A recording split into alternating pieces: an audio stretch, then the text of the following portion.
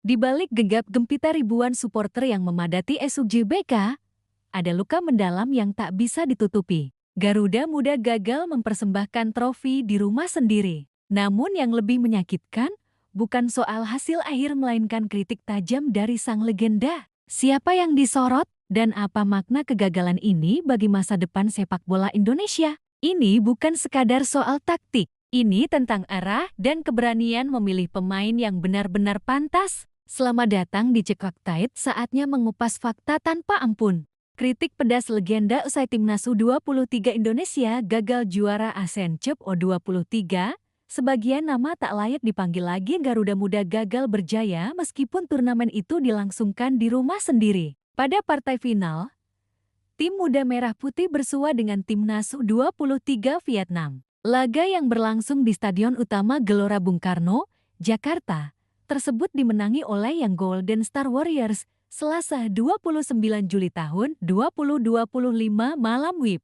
Tim besutan Kim Sang-sik itu berhasil keluar sebagai juara usai menumbangkan Garuda Muda dengan skor 1-0.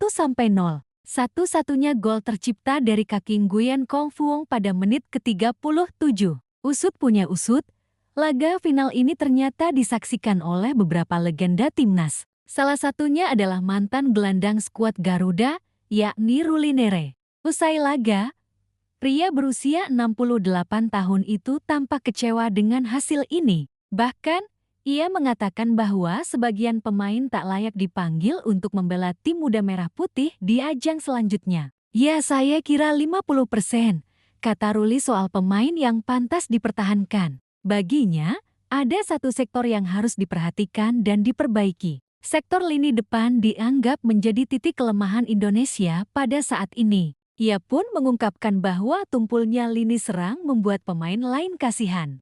Rule mencontohkan peran Raihan Henen yang bertugas untuk mengalirkan bola ke jantung pertahanan lawan. Sayangnya, aliran bola selalu mandek ketika sudah berada di pertahanan tim lawan. Alhasil, upaya gelandang untuk membantu mencetak gol terkesan sia-sia. Terutama kita lihat di sini, pemain depannya kurang begitu fantastis. Kasihan yang main gelandang, seperti nomor 8 Raihan Henen yang bagus, tapi kan dia gelandang, bukan sayap, jelasnya. Setelah ini, Garuda Muda akan tampil di ajang kualifikasi Piala Asia U23 ke 2025.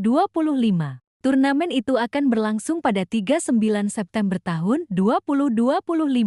Selasa malam, 29 Juli tahun 2025. Stadion Utama Gelora Bung Karno kembali menjadi saksi drama sepak bola Asia Tenggara. Puluhan ribu pasang mata menyatu dalam satu harapan.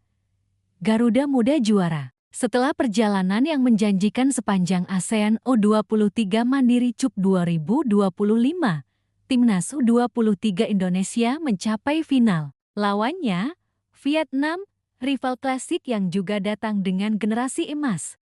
Namun, asa itu pupus di menit ke-37 ketika Nguyen Kong Fuong mencetak gol kemenangan bagi Vietnam. Skor akhir 0-1. Garuda Muda tak berkutik meski tampil di kandang sendiri. Riuh rendah supporter berubah menjadi senyap yang menyayat. Salah satu yang hadir malam itu adalah Ruli Nere, legenda hidup sepak bola Indonesia. Wajahnya menyiratkan kekecewaan mendalam. Tak lama setelah peluit panjang berbunyi, Ruli tak ragu menyampaikan pendapatnya. 50% pemain ini tidak layak lagi dipanggil untuk timnas kedepannya.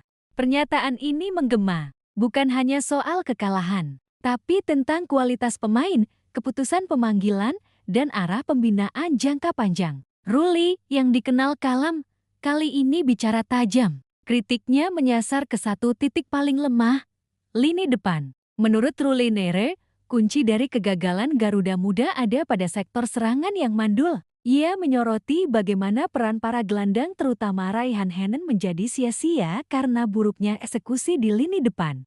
Kasihan yang main gelandang, nomor 8 Raihan Henen bagus, bisa suplai bola. Tapi kalau depannya tak bisa manfaatkan peluang, semua usaha jati percuma, ujar Ruli. Kritik ini menohok karena memang dalam laga final, timnas Indonesia tak mampu mencatatkan satupun tembakan tepat sasaran. Skema serangan sering mecet, bahkan terputus di sepertiga akhir lapangan.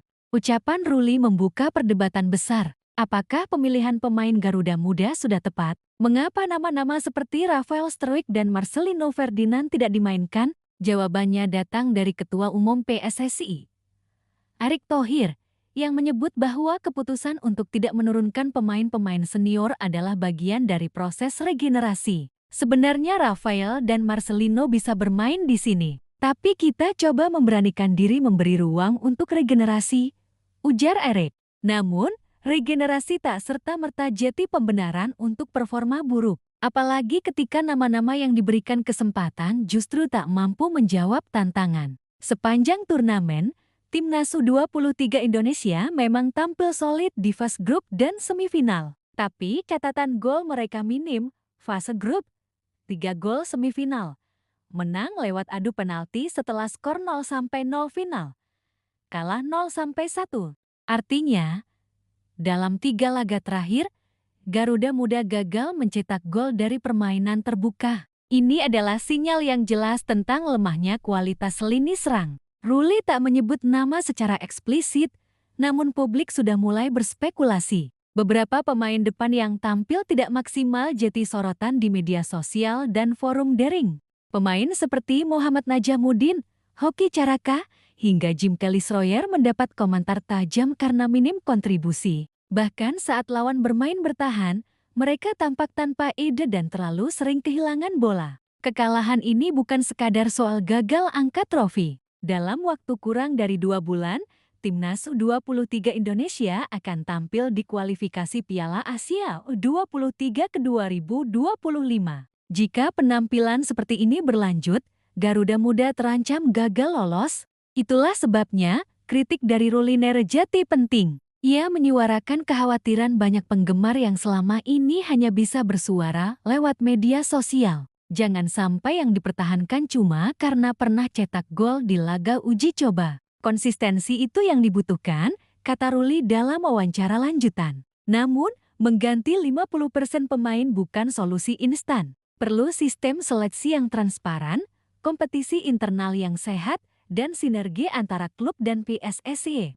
Gerald Van den Burg sebagai pelatih juga harus berani mengevaluasi strateginya. Dalam beberapa momen, ia terlihat ragu melakukan pergantian pemain atau terlalu lama mempertahankan formasi statis. PSSI memberikan sinyal bahwa pemain-pemain senior seperti Marcelino Ferdinand, Rafael Struijk, dan Ilkan Baget bisa kembali bergabung di ajang berikutnya seperti SEA Games ke 2025. Untuk U23 dan SEA Games, nanti kita lihat kalau pemain-pemain ini bisa, ya kita kasih tim yang terbaik, ujar Erick Thohir. Namun, tantangan sesungguhnya adalah menyiapkan pemain muda yang bisa kompetitif tanpa selalu mengandalkan nama besar dari timnas senior. Kegagalan ini bisa jadi peluang, asalkan ada keberanian untuk melakukan evaluasi menyeluruh, dari scouting, pemilihan pemain, pembinaan di Elite Pro Academy, hingga integrasi program timnas junior dan senior. Publik Indonesia sudah terlalu sering kecewa. Tapi ketika kritik datang dari sosok sekelas Ruli Nere, semua pihak wajib refleksi. Garuda Muda masih punya waktu, tapi waktu itu akan segera habis jika tidak dimanfaatkan untuk melakukan perubahan. Fakta: Timnas U23 Indonesia kalah 0-1 dari Vietnam di final ASEAN U23 Cup ke 2025. Fakta: legenda Ruli Nere mengkritik bahwa hanya 50% pemain layak dipanggil kembali. Fakta: lini depan menjadi titik terlemah tim dan tidak mencetak gol dalam 2 laga terakhir. Fakta: pemain senior seperti Marcelino dan Struijk bisa masuk kembali ke tim di event besar selanjutnya. Fakta: evaluasi total dibutuhkan menjelang kualifikasi Piala Asia U23 dan SEA Games. Follow dan subscribe channel Cek Fakta untuk update sepak bola Indonesia dengan analisa tajam, fakta akurat, dan suara dari para legenda.